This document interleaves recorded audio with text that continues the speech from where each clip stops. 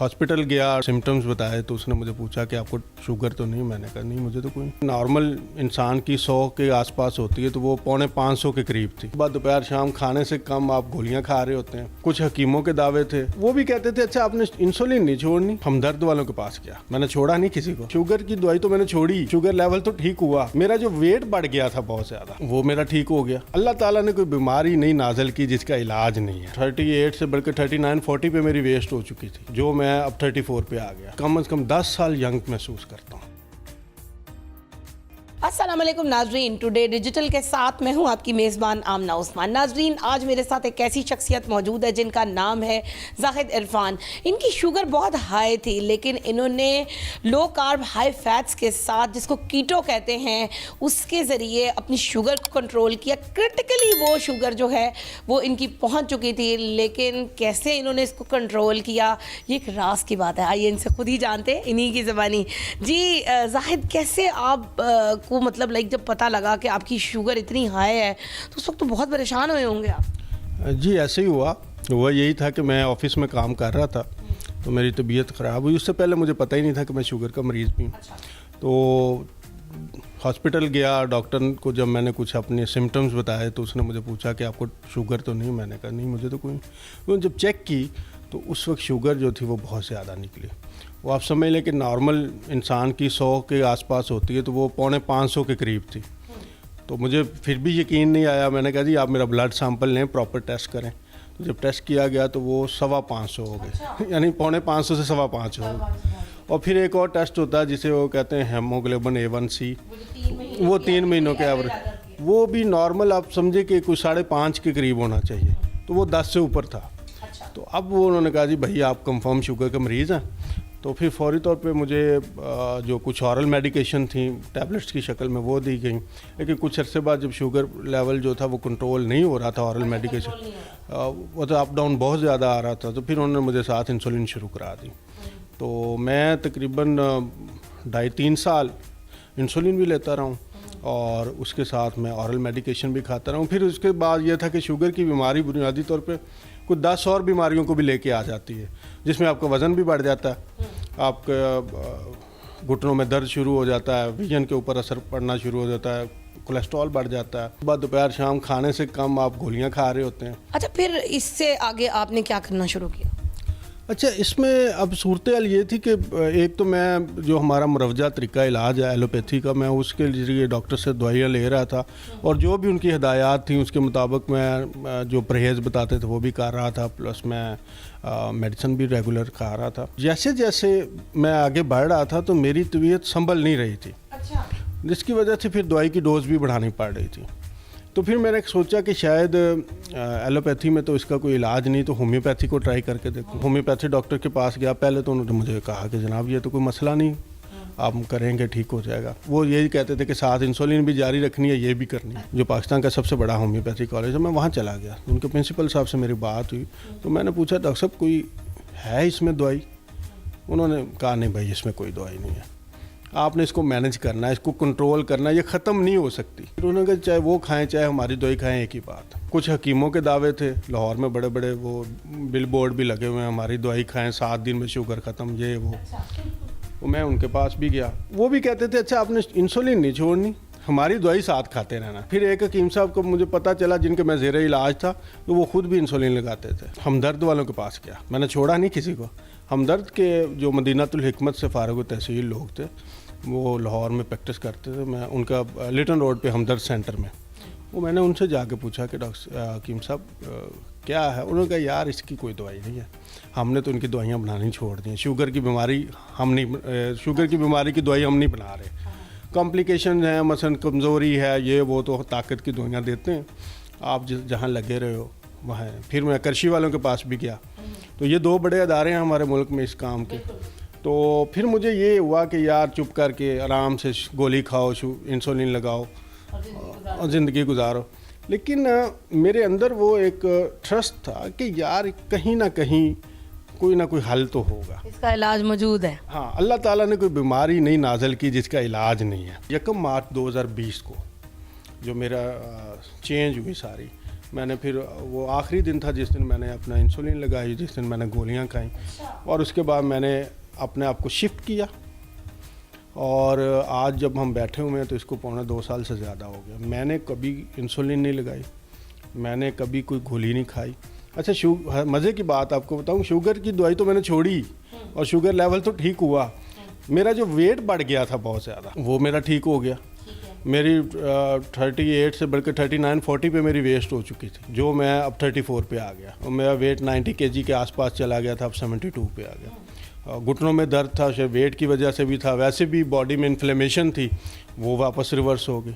تو میری صرف شوگر ریورس نہیں ہوئی, میری لائف کے اندر ایک نئی جوانی آ گیا. ہر طرح کی آپ کے ایک کہہ سکتے ہیں کہ توازن آ گیا. جی توازن بھی آیا اور انرجی بھی آ گئی. میں اپنے آپ کو آج الحمدللہ کم از کم 10 سال ینگ محسوس کرتا ہوں. اچھا مجھے یہ بتائیں کہ یہ چمتکار کیا ہوا, مطلب لائک کیا کیا تھا آپ نے؟ دیکھیے یہ سمپل سا ہے, تھوڑا سا میں اس کو, یہ ٹیکنیکل چیز ہے, اگر اس کو ہم سمجھ لیں تو یہ بڑی آسانی ہو جاتی ہے. دیکھیے ہماری باڈی کے اندر کوئی 3000 ارب سیل ہیں, خلیے ہیں, جن کو انرجی کی ضرورت ہوتی ہے.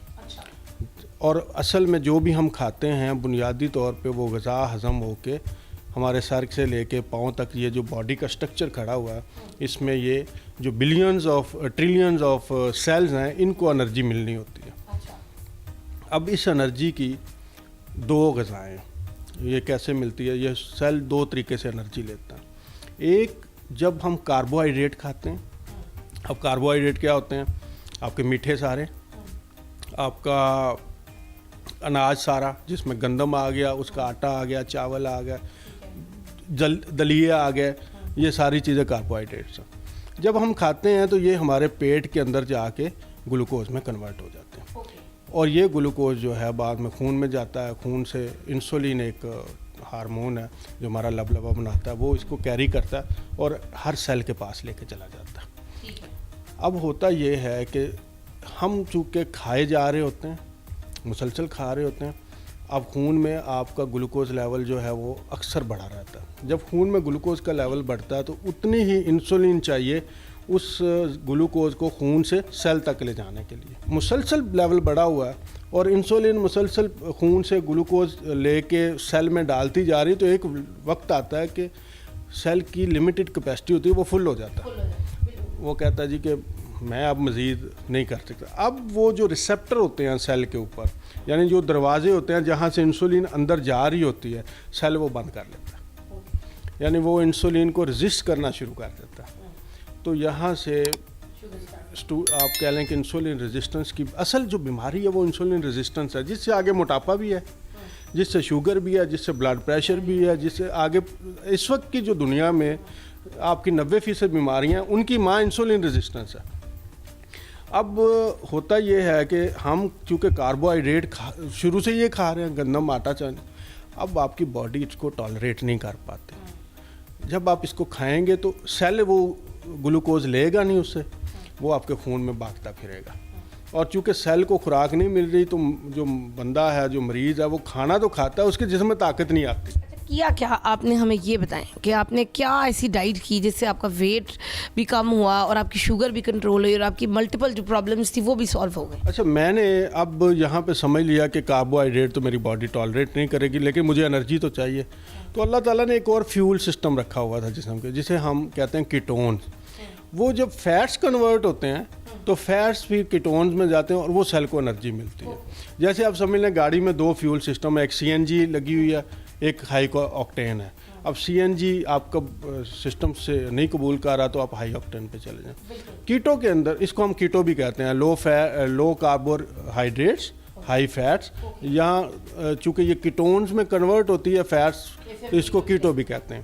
اس میں نارملی آسان زبان میں یہ ہے کہ آپ اناج سارے چھوڑ دیں, میٹھے سارے چھوڑ دیں, اور اب آپ اپنے آپ کو کنورٹ کریں ہیلدی فیٹس کے اوپر.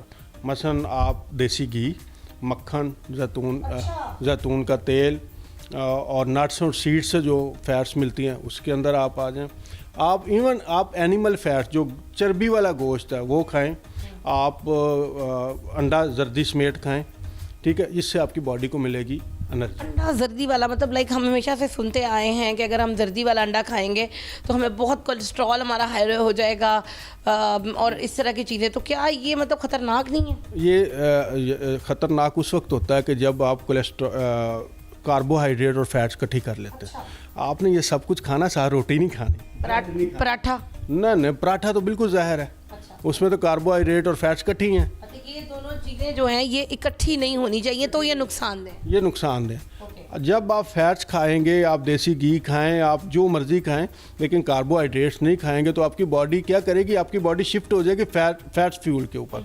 उससे ये होगा कि जो आपकी बॉडी के अंदर फैट्स इकट्ठी हुई है वो भी आहिस्ता आहिस्ता कंज्यूम होकर निकलनी शुरू हो जाएगी। सुबह नाश्ते में क्या खाते हैं? अच्छा, इसके साथ मैं आपको रूटीन बताता हूँ। मैं सुबह नाश्ते का आगाज़ जो करता हूँ वो ग्रीन शेक से करता हूँ, जिसमें पालक, पुदीना, सब्ज़ धनिया, उसके बाद एक पान का पत्ता, कोई मौसमी फल, और इसमें दालचीनी, नमक वगैरह डाल के पानी, तो इसमें चीनी नहीं होती, तो वो मैं इसे कर देता हूँ। उसके बाद मैं पाए की यखनी पीता हूँ।